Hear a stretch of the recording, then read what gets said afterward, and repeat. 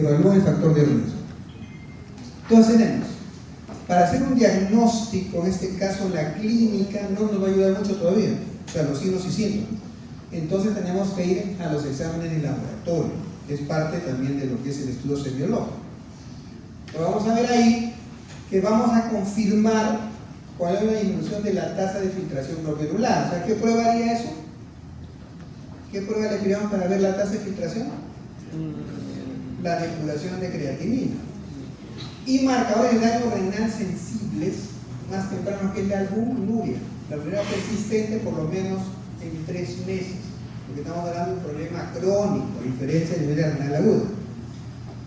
Y los factores de riesgo clave que siempre tienes que pensar cuando tengas pacientes hipertensos, diabéticos, mayores de 50 años o antecedentes familiares de falla renal, porque hay un factor genético también en la falla renal, tienes que ser más acucioso en evaluar al paciente, porque puede tener tendencia ya a tener una falla renal crónica.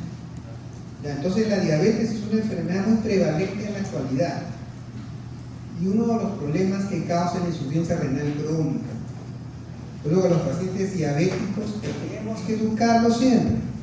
Cuando tengan un familiar diabético, háblenle de su tratamiento y su dieta. Si no la respeta, las consecuencias están ahí. Entonces, ojo con el antecedente y con qué tipo de paciente vamos a ser más acuciosos en investigar cómo está la función de sus riñones. Entonces, ¿qué vamos a encontrar? Vamos a la parte netamente semiológica. Cuando ya vamos a encontrar todos estos cuadros floridos en etapas avanzadas de falla renal. Al principio, como yo soy silente, no vas a encontrar mucho.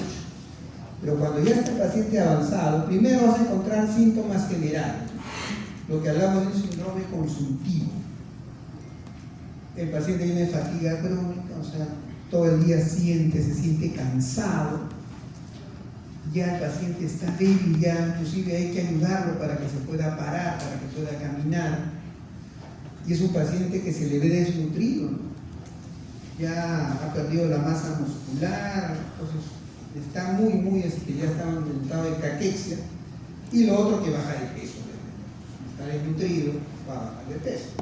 Entonces son síntomas generales que vas a ir encontrando en un paciente ya que está en una etapa avanzada de falla renal crónica, conocido como un síndrome consultivo, que además puede tener anorexia, falta de apetito, astenia, ¿no?, que es la falta de ganas de hacer las cosas, y lo que viene ahí que ya son pues otras pérdida de peso generalmente por el tema de la desnutrición. Entonces todo esto vamos a encontrar como síntomas generales.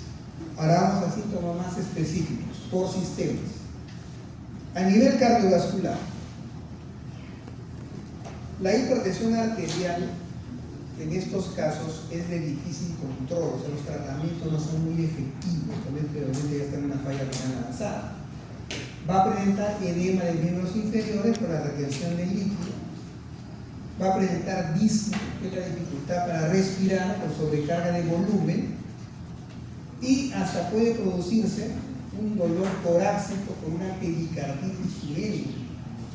El pericardio, el interior del riñón, va a tener síntomas inflamatorios producto del incremento de urea en la sangre, y eso va a generar un dolor torácico. Entonces, desde el punto de vista cardiovascular, es un paciente hipertenso de difícil tratamiento, ya puede tener edema de miembros inferiores marcados, estar disnéico y con dolor torácico. Y miren, en ese esquemita se ve el factor de riesgo de muerte cardiovascular en un nivel de velocidad de filtración glomerular. Entonces, a medida que la filtración va a disminuir, va a comenzar a aumentar el riesgo de muerte por un tema cardiovascular. ¿Qué signos o síntomas se presentan a nivel de la piel? Ahí vamos a ver en etapas avanzadas que hablan de signos dermatológicos. Vamos a ver que la piel se seca, pálida no solo porque además de eso vamos a ver que como el riñón no produce la eritropoyetina, tiende a ser anémico, pero el paciente está pálido. También tiene zonas de hiperpigmentación, y lo otro que van a ver casi siempre es el prurito intenso. ¿Qué es el prurito? La sensación de comezón en el cuerpo. septicoso, ese es el prurito. Y encontramos el prurito urémico, que es la medio cutánea más frecuente de la falla renal crónica. O sea, esto lo vamos a ver más en crónico que en agudos, ¿no? Que se produce el problema de la uremia, es el prurito urémico. Vamos a ver también que como la piel se seca, se produce la cerosis, ¿no? Que viene con aspecto ictiosiforme del predominio del tronco y las extremidades. Hablamos de ictiosis cuando la piel se vuelve muy seca. Es un tipo de paciente que comienza a descamarse con la sequedad de la piel. Y eso debe haber en la insuficiencia renal crónica. Y hay un problema de lo que es la calcifilaxis, ¿ya? Que es un problema a nivel arterial donde se calcifican los vasos, las arteriolas, es una arteriolopatía urémica, por este tema de la calcifilaxis. En el esquema vemos ahí, ¿no? Lo que están viendo, la hiperpigmentación a nivel de las manos, que se van a ganar con equimosis. Y abajo también, cuando se produce esta falla a nivel de la circulación, esta calcifilaxis, también vamos a ver que se producen úlceras necróticas. Entonces vamos a ver que estos pacientes diabéticos tienen muchos problemas de circulación en los miembros inferiores. Por eso que muchos, hay una patología que es el pie diabético, que tiene que ver con eso. Y muchos tienen amputación de pie y piernas, porque al producirse este tipo de úlceras necróticas puede haber isquemia. La isquemia produce necrosis, que es la muerte del tejido. Entonces muchos pacientes hacen el pie diabético que tienen que ser amputados, porque esto comienza a descompensar y por falla renal, para que vean la magnitud del problema.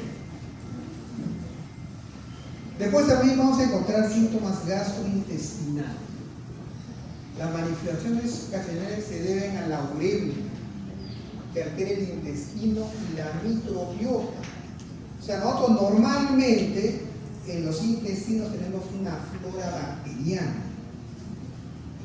que es una flora que está colonizando el intestino, que hace como una simbiosis. O sea, no te produce enfermedad, pero te ayuda a la digestión de algunas sustancias o alimentos. Si tú alteras esta simbiosis y barres esta microflora, esta microbiota, vas a darle problemas al paciente. Por eso tienes diarrea con antibióticos. Excedes en los antibióticos, te barres esta flora, esta microbiota que no te está haciendo nada y comienza a alterar la absorción del líquido de una diarrea. Y es frecuente, ¿no? La colitis pseudomembranosa, que se da cuando hay un exceso de uso de clindamicina. Entonces se va a barrer la flora, la microbiota y te va a alterar. Y este problema, la uremia, altera el intestino y la microbiota. Entonces los síntomas comunes incluyen náuseas, medio nauseoso, vomita, pierde el apetito, la anorexia, puede presentar dolor abdominal, dolor que los intestinos ya no funcionan bien. Y lo otro, que es la disgeusia. La disgeusia, que es el sabor metálico, que es decir, yo siento la saliva como si fuera un metal. La disgeusia. Estreñimiento, y a veces también hasta hemorragia digestiva, una colitis, puede sangrar y hacer lo que conocemos como una melena. ¿Sabes lo que es la melena? Son la sangre digerida que mete en el estómago, sale como si fuera la brea en la cesta. Eso es una melena, se puede dar una hemorragia digestiva. Y obviamente esto afecta a la calidad de vida del paciente, es evidente. Luego tenemos el compromiso neurológico. Entonces, estos neurológicos son muy prevalentes, abarcando complicaciones, pueden ser centrales o periféricas, y se debe generalmente a la presencia de toxinas o toxinas urémicas y trastornos metabólicos y cardiovasculares. ¿Qué vamos a ver en un paciente que tiene una enfermedad renal crónica avanzada? ¿Qué signos neurológicos vamos a encontrar? Primero, que ya le puede afectar, digamos, su pensamiento, una encefalopatía urémica. Puede haber hasta un accidente cerebrovascular, o sea, daña los vasos del cerebro, es una hemorragia cerebral y termina con una hemiplegia, una parálisis. Llega un deterioro cognitivo del pensamiento, el paciente ya no está razonando, ya no piensa normal, ya hay un deterioro cognitivo, puede perder la memoria. Y también hay neuropatías periféricas y trastornos del movimiento, ¿no? Lo que ustedes pueden evaluar en un examen físico. Y la encefalopatía urémica va a producir fatiga, confusión, mioclonías y asterix. Voy a hablarles solo de 2 puntos de todos los que hay. ¿Qué son las mioclonías? A ver, imagínense a veces, vamos a un ejemplo práctico. ¿Ustedes alguna vez han estado durmiendo? Han estado de repente, cuando han dormido, tenido un sueño así medio desastroso? A ver, voy a dejar esto muy abierto. Cuando han tenido un sueño desastroso, ¿no? Y en su sueño, o sea, a veces me pasa, ¿no? Imagina que estás yendo en tu carro a toda velocidad, te vas a meter en un barranco. Entonces tú inconscientemente tiras la pierna. O sea, pisas el freno, ¿no? Para que no te vea el freno. Esa es una mioclonía. Pero es algo dentro de lo normal porque es por estrés, ¿no? O sueñas que te vas a caer y en un momento saltas, como si es una mioclonía. Pero en estos casos, las mioclonías son cuando estás lúcido. O sea, estás despierto, comienzan a sentir sacudidas musculares. Sientes que las piernas se te mueven solitas, ¿no? Estás dormido y sientes un movimiento de piernas que comienzan a moverse. Y esto hace sacudidas musculares. Ahí en el segundo cuadro está viendo cómo cierra el párpado, ¿no? Sin darte cuenta, y parece que un ojo nomás está con el otro lo tiene cerrado. Una mioclonía. Y lo otro es el asterix. Ahí en el esquema B. Esto se lo pueden hablar con facilidad. Y usualmente lo que se hace es se le pide al paciente que estire los brazos y hiperextienda las muñecas. Entonces, a ver, señor, ponga ahí, le haces hiperextender las muñecas y cuando hiperextiende comienza a hacer esto, inflar. Es un asterix. Estira, dale y comienza. Cuando estás viendo que ya tiene un compromiso neuronal, entonces la asterix. Todo eso sí lo puedes evaluar en el examen físico.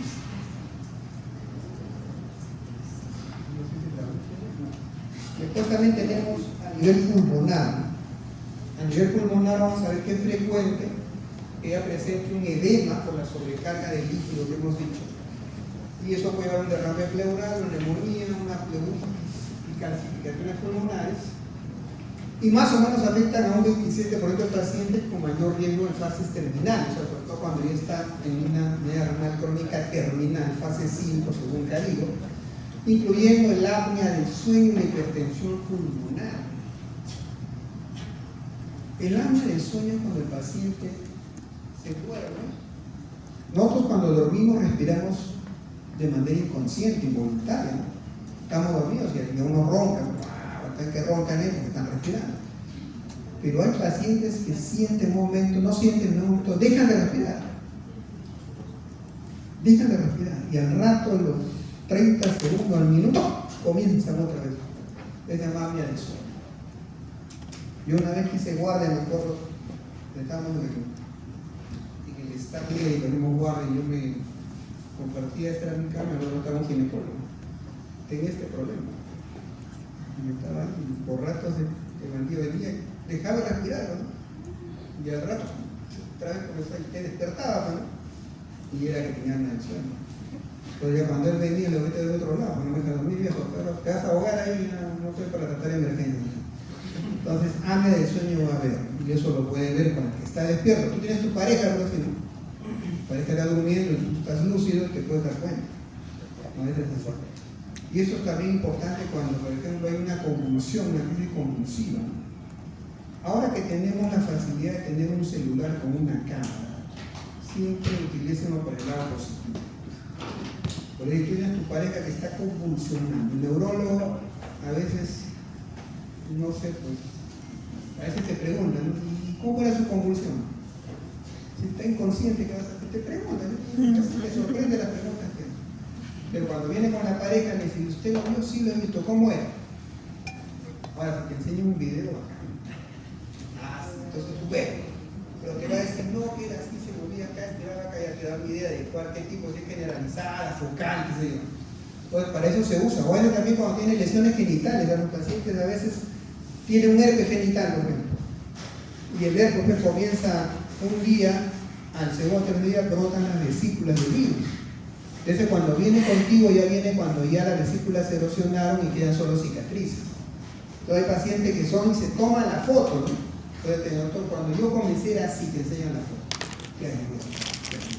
Porque no lo vas a hacer al inicio.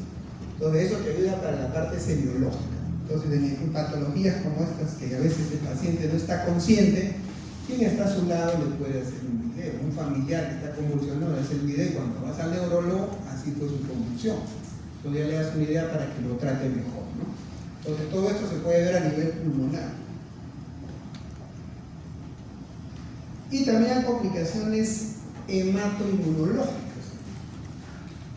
Son frecuentes y graves, destacando la anemia normocítica, normocrómica, por déficit de eritropoyetina que hemos hablado, y disfunción plaquetaria, que provoca pues sangrado mucocutáneos y gastrointestinal. O sea, cuando las plaquetas bajan, el sangrado se potencia y no lo puedes controlar a nivel mucocutáneo y gastrointestinal, con una hemorragia digestiva, porque tiene una falla renal crónica avanzada. Y el estado de uremia, siempre recuerden este dato, el estado urémico genera inflamación crónica de diferentes órganos. Y eso lleva a la inmunodeficiencia, a la disfunción leucocitaria. ¿Y qué hace eso? Cuando el leucocito no funciona bien, tus defensas caen y tienes más riesgo de infecciones. Y eso pues eleva la mortalidad cardiovascular. Entonces, todo esto se va a alterar cuando el riñón comienza a fallar y la uremia comienza a hacer de las suyas. Entonces, recordemos siempre que este país potencialmente tiene más infecciones. Es como el SIDA, ¿no? Es decir, la inmunodeficiencia. Entonces, tu hemorroides comienza a caer y tienes infecciones de cosas muy raras, ¿no? Normalmente una neumonía por hongos no es frecuente, pero en un paciente que está con estallido de SIDA sí, porque las defensas caen. Entonces, gérmenes que te producen infecciones normalmente no te las producen, en estos casos sí, te va a producir infecciones de rara biología. Esa es la última, parece. Y este es un resumen de lo que hemos hablado. Los compromisos neurológicos, el síndrome que les digo de piernas inquietas, que también siente que se le mueven los pies, piernas inquietas se llama. Puede haber hasta parálisis de ciertas partes del cuerpo y la marcha es así inestable, ¿no? Eso va con problemas de equilibrio, ¿no? Ya camina pero como cayendo, marcha inestable. Cardiovascular, la armonía de la hipertensión, puede haber trastorno del cardíaco, la pericarditis urémica, gastrointestinales, la falta de apetito, las náuseas, los vómitos, incluso lo que se habla del hedor urémico. O sea, tú te acercas y sientes pues, un olor del aliento, pero por la uremia. Y lesiones inflamatorias relativas a hemorragia digestiva a nivel pulmonar, sino que puede haber edema, se puede calcificar también el parénquima del pulmón, hematoinmunológicos, ¿no? Sobre todo la anemia, la falla de los leucocitos, de las plaquetas, y cutáneos, que es lo que hemos visto, ¿no? La cerosis, puede haber edequinos, hematomas. Todos esos signos y síntomas se pueden meter en insuficiencia renal crónica, pero avanzada. Porque cuando es inicial puede ser silente, pero cuando ya tienes una movida de grado 3 para adelante, vas a encontrar ya todos estos signos floridos y puedes tú ya hacer un diagnóstico. Claro, ¿qué le sirve al paciente? No mucho, ¿no? Porque ya está en las últimas, pero desde el punto de vista de tu diagnóstico sirve para que sepas clasificar cuál es el problema. Creo que ese es el final. Entonces, nunca olviden eso. La falla crónica es una cosa y la falla aguda es otra. Y la clínica nos ayuda a veces cuando el riñón ya está bien comprometido. Pero hay que saber cómo evaluarlo y hay que saber cómo explicarle al paciente lo que es una falla renal crónica. Hay que explicarle los antecedentes, ¿no? Su diabetes, su hipertensión, a dónde lo puede llevar, para que sepa las consecuencias de no llevar un tratamiento adecuado. Y muchos pacientes son irresponsables, ¿no? Porque eso es irresponsabilidad. Tú le dices, tome una medicina tal hora y no la tomes, es un irresponsable. O no comas esto, no tomes gaseosa, no comas dulce, y a él le gusta, es irresponsable. Entonces, si ya no entiende, ahí están las consecuencias. Mira, tu riñón ya está de adorno. Y lo peor, ¿sabes qué es lo peor de todo con eso también? Que hay pacientes que son conscientes de su enfermedad y que no quieren cambiar. Y dicen, pero doctor, de algo hay que morir. ¿Para qué estoy acá? ¿Para qué vienes? Si de algo que se muere, te queda morir.